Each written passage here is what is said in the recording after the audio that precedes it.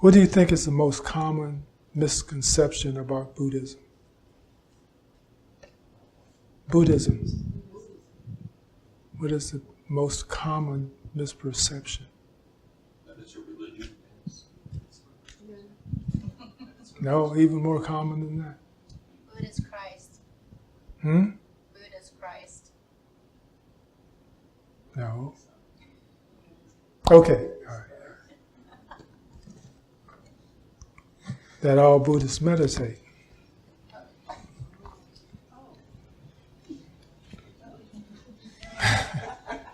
No, they don't. There have been historical presentations about meditation in Buddhism that first of all indicate that meditation went on for a long time in that diaspora before Buddhism, or before the Buddha became awakened. He was just another samana, another seeker. He wasn't a Buddha.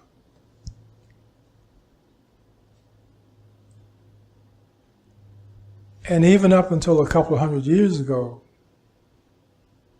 no monastics, no lay people were taught meditation. And very few monastics practiced meditation. Even today, you have monastics who don't practice meditation. The majority of monastics practice a form or a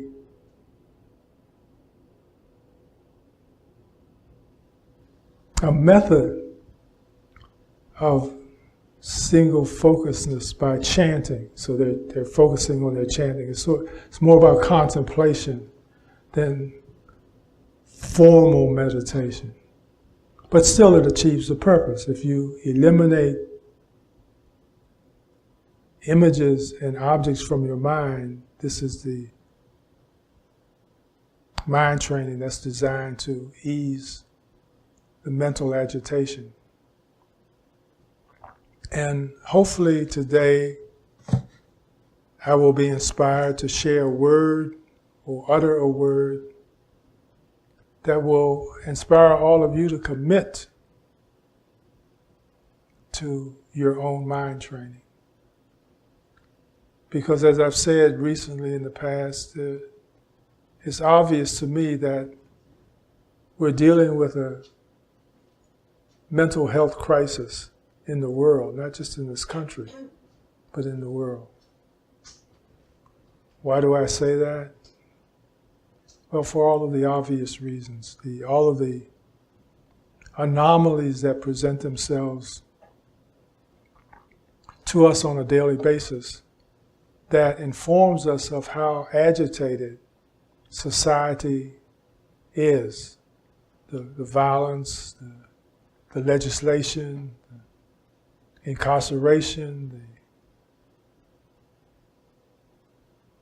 just everything that doesn't align with or doesn't contribute to harmony and peace and compassion for all beings everywhere.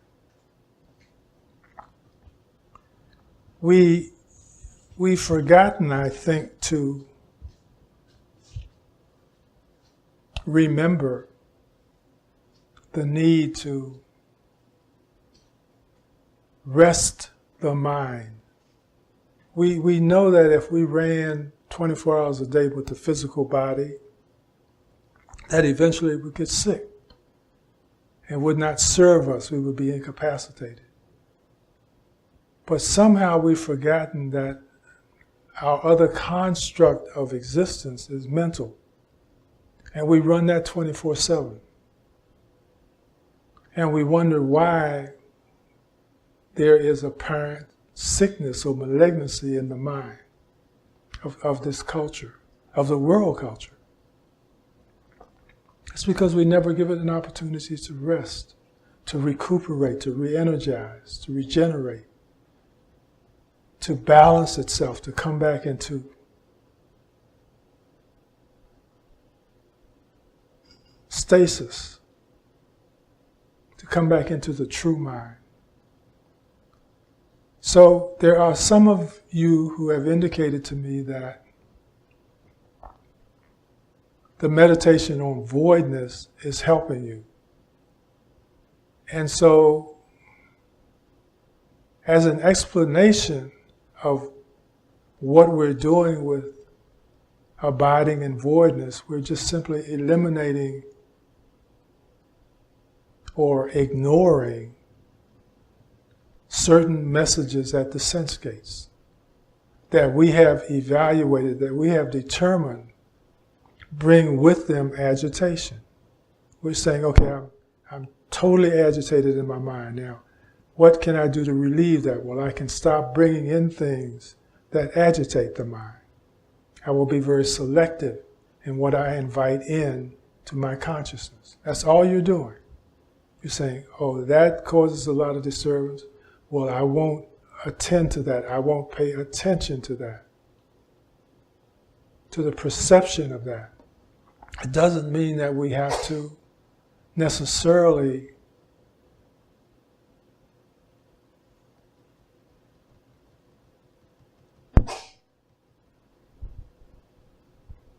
eliminate the cognition or the contact at a sense gate. Doesn't mean that we have to move to a mountaintop, although that would be helpful in the beginning, to just get a comparison about what a healthy mind is. That's what the problem is. Most of us don't know what a healthy mind. We know what a healthy body is. We know what, when we feel strength and vigor of the body, we know, well, I'm healthy. But we don't really know what a healthy mind is. Because from the time that we left the womb, we were traumatized. We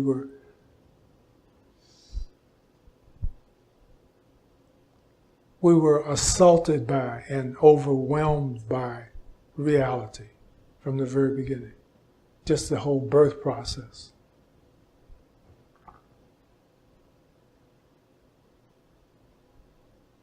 So it is about getting back to that space of mental healthfulness that allows us then to make correct decisions and to live our lives as we were designed to live them. So, today I'd like to introduce another suggested procedure that still basically uses the same formula of elimination. Realizing or employing a practice that helps us realize what we invite into the consciousness of our being that creates agitation. That we don't do it, that no one else does it either. It's just what we invite in to our field of consciousness. So there's another sutta. It's called Two Kinds of Thoughts. I think it's Sutta 8, I'm not sure. But let me see.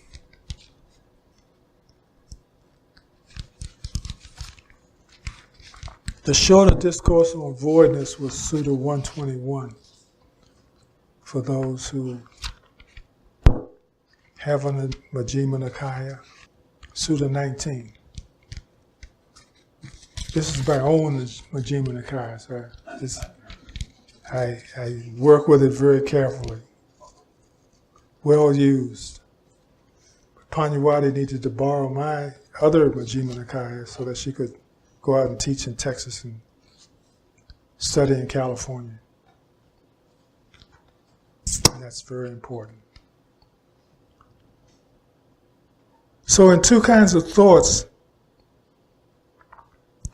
the training that it suggests is that we do this. That we have a column A and a column B. And that we posit in either this column A or column B thoughts that bring us peace, column B, thoughts that bring us distress, column A.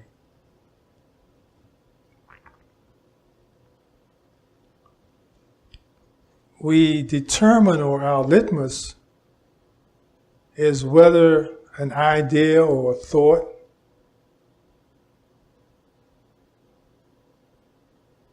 contributes to our peace or our disharmony, contributes to our wholesomeness or compassion, or contributes to our anger or our fear.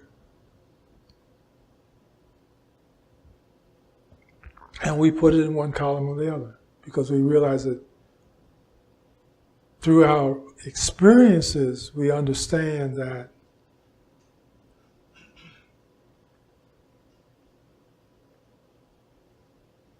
allowing the presence of agitation or agitated energy coming from thoughts or ideas disrupt our flow of stillness and peace. And so we say it doesn't contribute to our ascendance, that it drags us down, it makes us tired, it wears us out. And we have all of the symptoms of being overwhelmed in consciousness, whether it's addictions of all kinds, whether it's fear, sorrow, depression.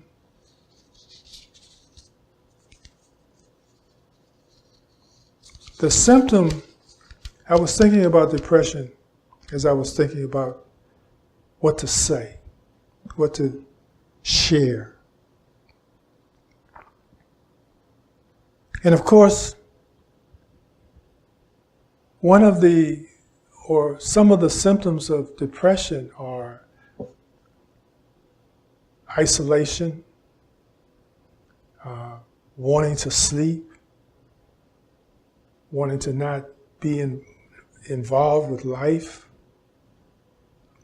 It all points to the tiredness, the overwhelming effect of life that it has on our own life continuum, which is consciousness. It depresses it.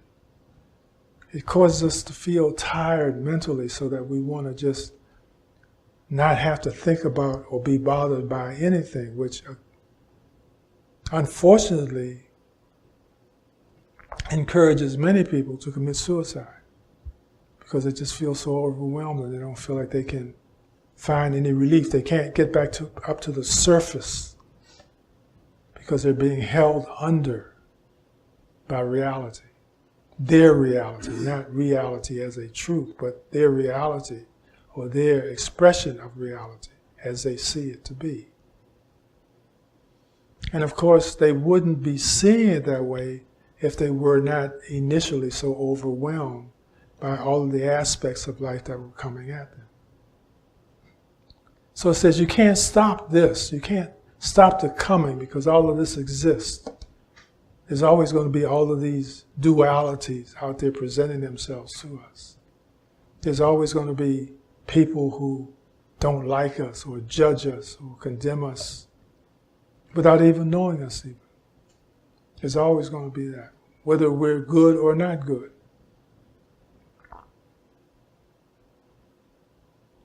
So the world is going to throw stuff at us. Life is going to throw stuff at us.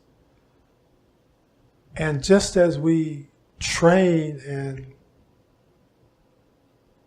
and are supportive of our physical body to sustain the energy that it needs to get through the day, we must also understand how important it is to sustain the mental energy to get through the day. Because all of those vicissitudes of life are going to be present. They're going to be obstacles for us. Every day we're going to be pushing the rock back up the hill. Every day. Every day we start over again, doing the same thing we did yesterday. That gets wearisome after a while. That gets tired after a while. But that's life. And if we can't dance with it, then we become thrown off track by it. So, column A, column B.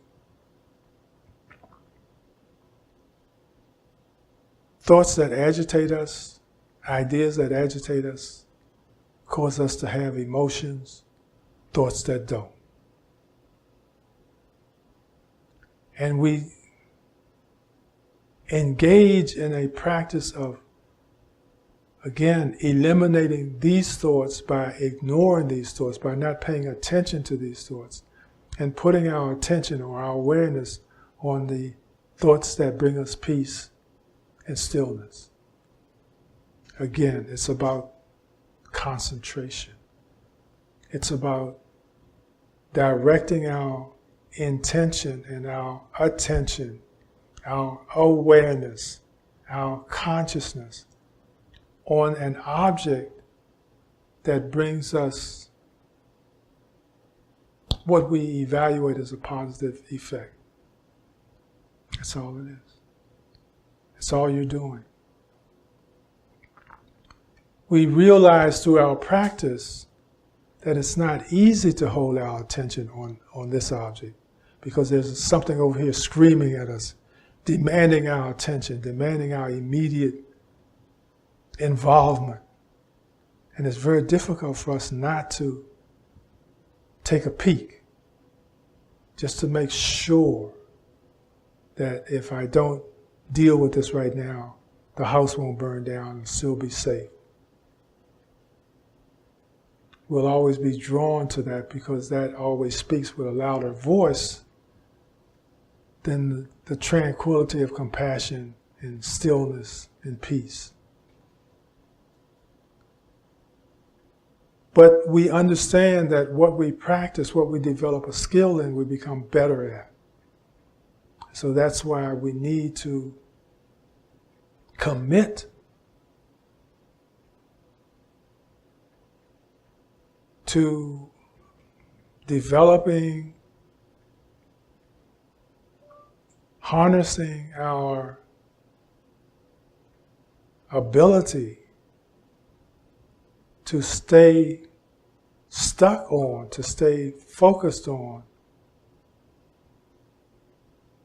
our intended object, what we feel is beneficial to us to pay attention to. And ultimately it's that simple. Now, we know that there are promises or there are examples of meditation producing many things for us, for individuals. Supernormal powers, enlightenment. But what we're talking about now is using the model of meditation, mind training, to just get through the day, to successfully get through the day, to not be knocked aside, to not be derailed by the activities of life. This is what meditation gifts us with. Yes? How is the act of trying to maintain your focus on a specific object, mind state, whatever, how is that not clinging? Because you don't carry in the need for it to be the way you think it should be.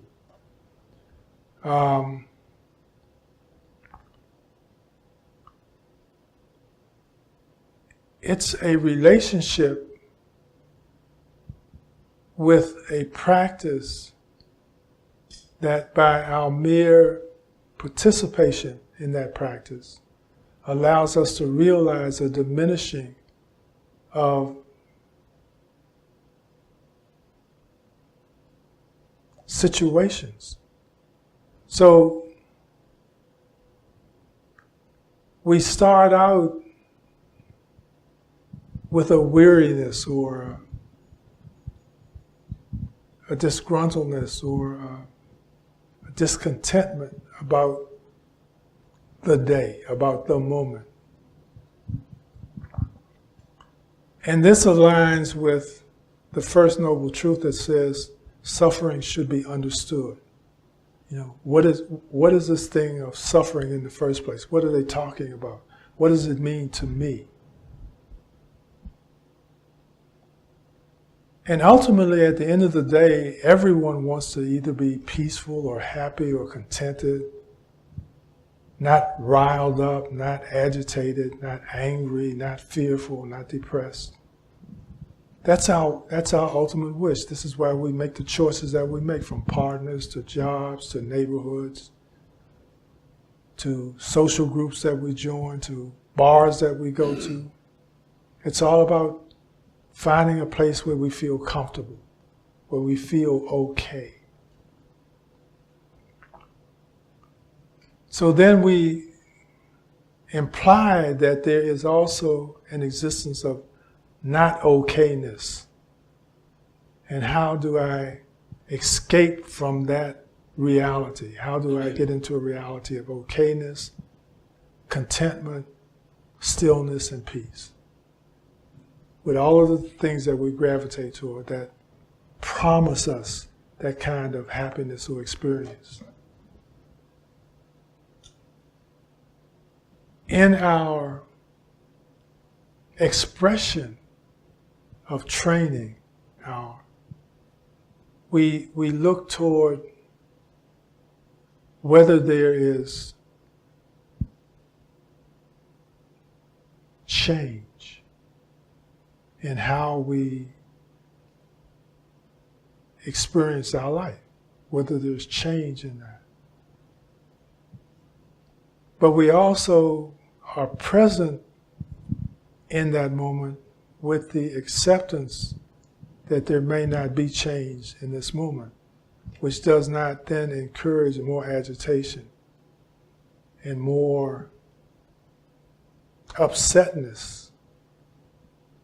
So the difference is that I have a desire to accomplish, but I don't have desire. Is that more confusing? Does that help?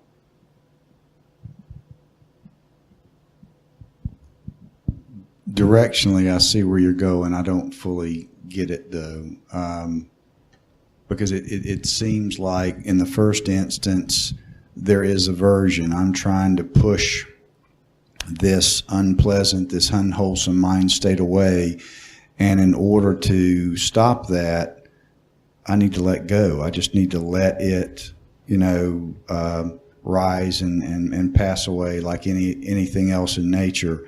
And so it's the act of letting go that's allowing me to ultimately gain peace, because I'm no longer pushing it away. But then I don't know, I guess I'm just stuck on this notion that it feels like if I'm saying, but I want to be happy, peaceful, I want this other wholesome mind state, and I'm going to go out there and get it, and I'm going to focus on it. It feels like I'm pulling it in. I'm trying to hang on to it. I'm trying to place it here in my mind and maintain it. And I'm still struggling, I guess, with how those are different. Okay. Ultimately,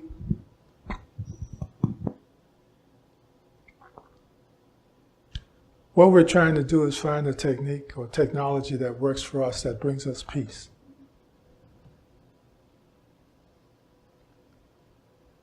What we have to watch out for is the manipulation of the mind itself, the ego or the id, that thrives on contention.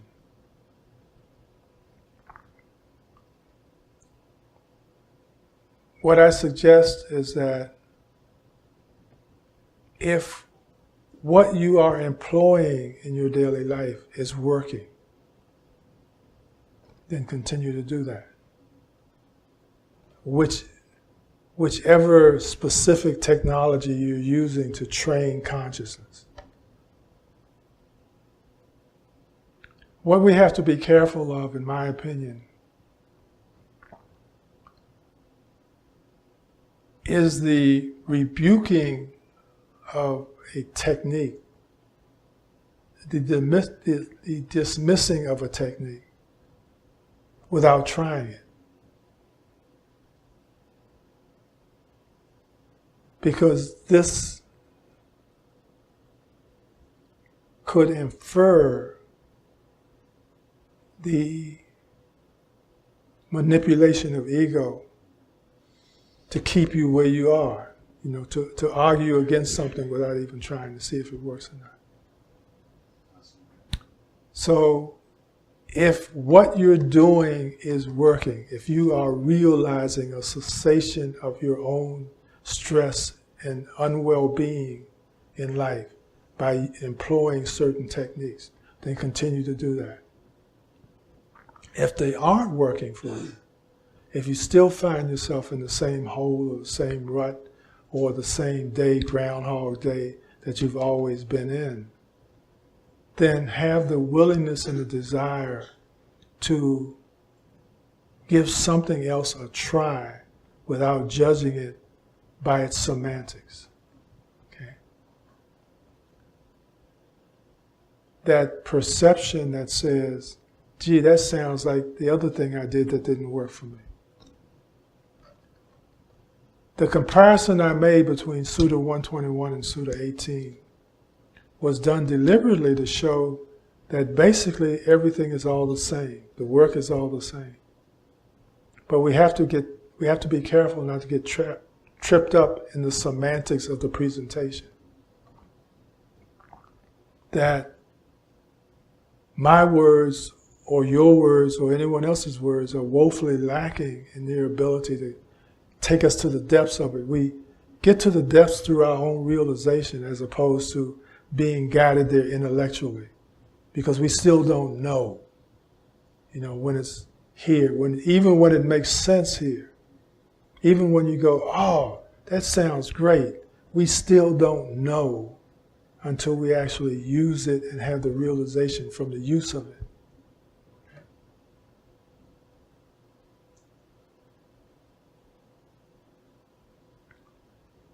We see often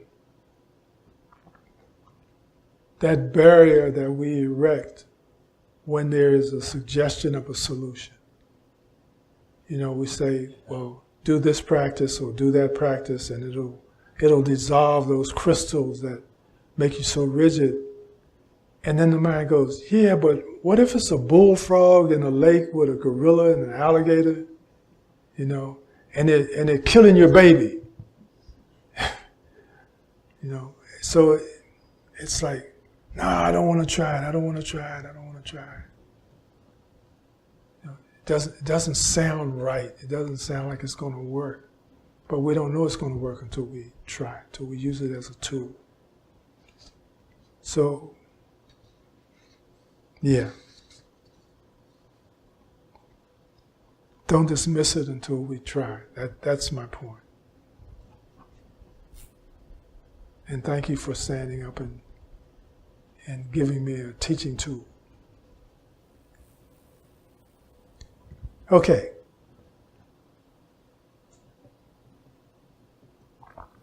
So here we've got at least two. We've got choices. And that in itself is liberating and freeing. The fact that we can go and do this one, or we can go and do this one.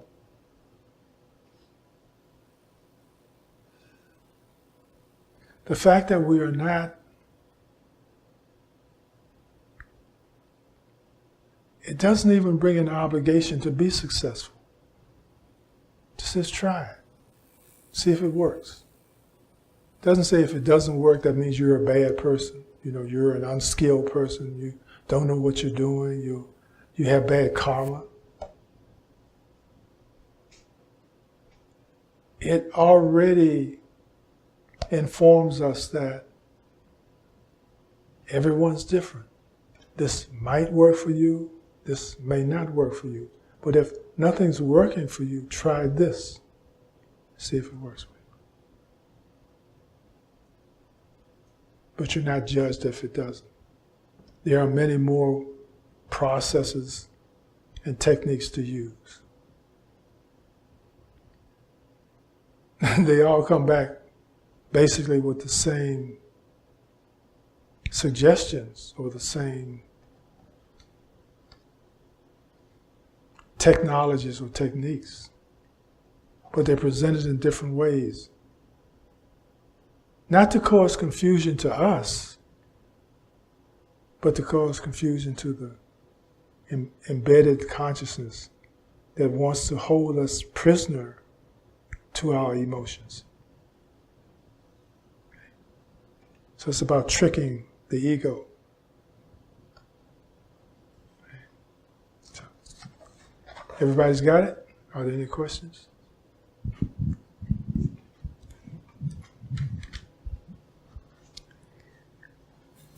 I know you just said if you have something working for you, stick with it. But then with what you just said raises a question for me. Do you suggest that we do employ different methods on a regular or somewhat regular basis? Like I've studied with a couple of teachers that basically say pick one method and do it for 10 years before you think about picking another method. What is your feeling on that? That's not my position. I don't say that's incorrect, I'm just saying that's not mine. It has been my experience that if you are practicing correctly with any of the technologies that have been presented through the years, through the centuries, you will start to see a difference. Not after one sitting, perhaps, but you will start to notice through the week, through the next week, through the next week, that you are starting to evaluate and glimpse reality differently than you did back then, that you don't get as angry as you used to, you don't get as fearful as you used to, you don't get as disrailed and disappointed as you used to, you don't get as affected by other people's attitudes and expressions as you used to. You begin to see something working, even though the ultimate goal hasn't even been reached yet. And that doesn't take 10 years. 10 years, in my opinion, is too long to give any one technique. That's attachment. You know, that's attachment. But by the same token, if you get benchmarks that it is working, that it is making a difference, that it is changing your life, your experience with life, then I suggest to keep working it as long as you know that you're working it correctly and as it was taught to you. Go back and continue to review the instructions so that you make sure you haven't left anything out. You haven't, through familiarity, started to take shortcuts and go from step 2 to step 10, you know.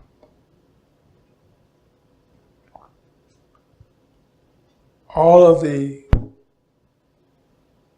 techniques that I'm aware of require that every time we utilize them, we start at the very beginning as we employ the process to make us clear in our seeing and our knowing. Is that my heartbeat? I think it'd be a little more regular. I hope so.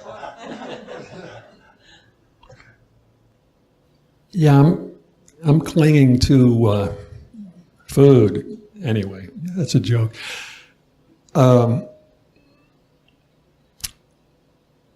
I find what you're saying through my experience to be true. Unfortunately, I haven't been meditating with regularity. And let me tell you, I don't know about anyone else, but I'm seeing my edginess coming back, so I gotta meditate regularly in this world.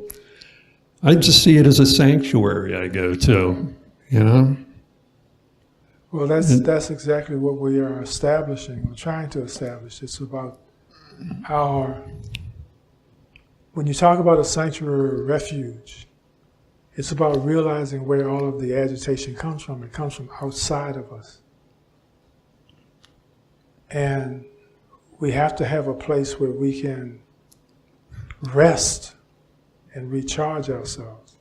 Well, we can't do it out here because this is always busy. Whether it's day or night, there's somebody doing something, there's some disease doing something, there's some abnormally or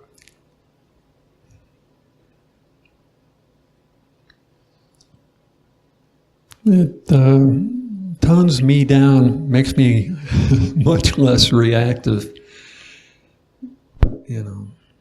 more even-tempered. is what? Meditation. Okay, then Yeah. what is your realization and what is your answer? I need to get back to it. Absolutely. Absolutely. It's, There's a promise, there's a given that it won't always be a practice. It won't always be something you have to get back to and do, like taking a pharmaceutical every day.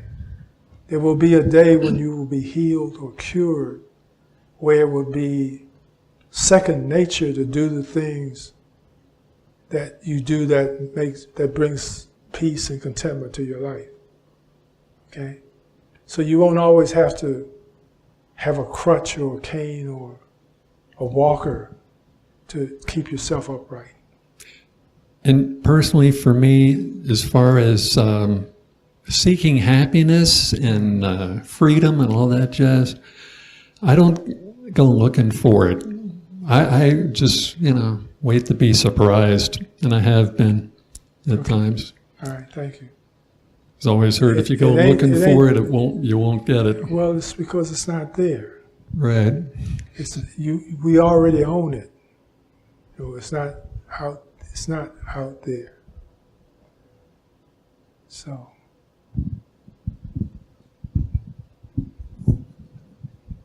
Thank you. I noticed it today about practicing in the flowers because I haven't been here like on Tuesday and Thursday.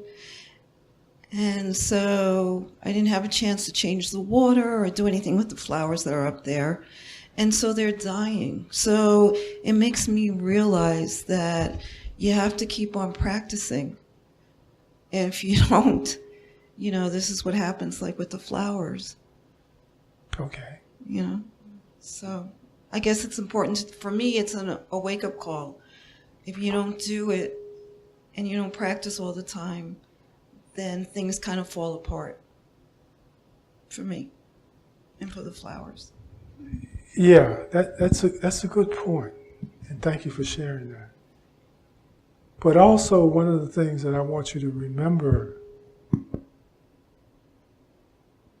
or see about the term practice.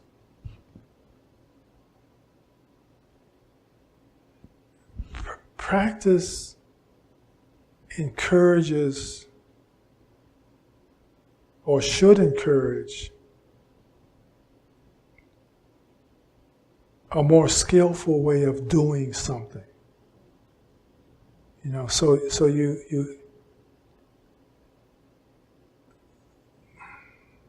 one way is thinking that all your life you have to be in school. You have to be learning something, you have to be practicing something. But the truth is that one day we graduate, one day we have it, one day we don't have to practice it anymore because it is an habitual tendency. We know how to do it and we do it expertly. So there's a day where we graduate from practice and we're able to express it in our lives without consciously having to find it and bring it up to consciousness before we actually are doing it. It becomes natural, right? So I'm just saying that there comes a time when you cross that line where it's not something foreign to you that you are trying to include in your day, but it becomes your day. You just do it. You surprise yourself. You're spontaneous with it. That's my point. All right. Don? I think you just answered my question about when you ultimately have to deal with those unpleasant items. I think you just answered my question about how to do it skillfully. You just do it. Taking the sanctuary with you. Yeah.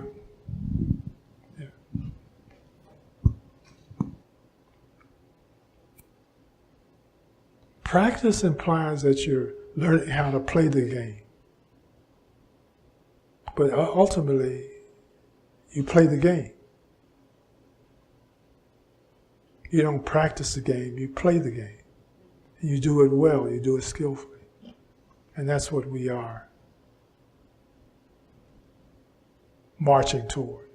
That place where we have that intuitive wisdom to know just what to do in the moment that is appropriate for this moment. And not attaching ourselves to it where we feel that, well, the next time I have an experience that's similar to this, I will do the same thing again. Because it's not the same experience. You're not the same person having the experience. Okay, so we've got 2 ways to do it today. So you're doubly blessed. You got 2 ways to do it. So let's sit up. And Mark, the first thing that we do is we abandon all desire and grief for the world. We let go.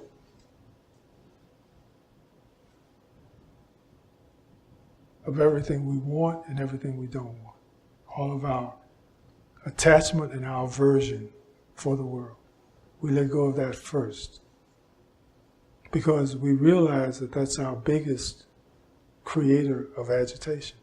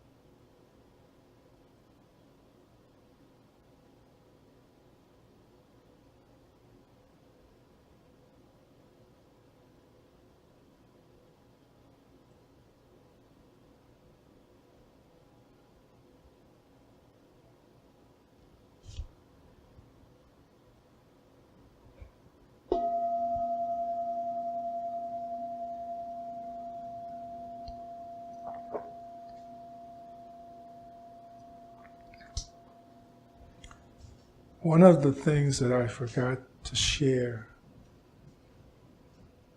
is that in Sutta 18, two kinds of thoughts, it points to the fact that mental proliferation causes the mind to feel strained and the body to be tired. It informs us that it doesn't matter whether we're thinking about unwholesome thoughts or thinking about wholesome thoughts. The fact that we're thinking or noting creates disturbances in consciousness. And so his suggestion was, or his remedy was, that even though he was able to roll all of his unwholesome thoughts away from consciousness and include only wholesome thoughts, because he was still thinking about wholesome thoughts that cause strain in the mind and tiredness in the body. And that to relieve this, he went to single-pointed concentration, where there was no noting, no thinking, no mental proliferation. It was just stillness. And in that place, he was able to recharge and rejuvenate his inner being, if you will. Thank you so much for coming. Thank you for practicing. And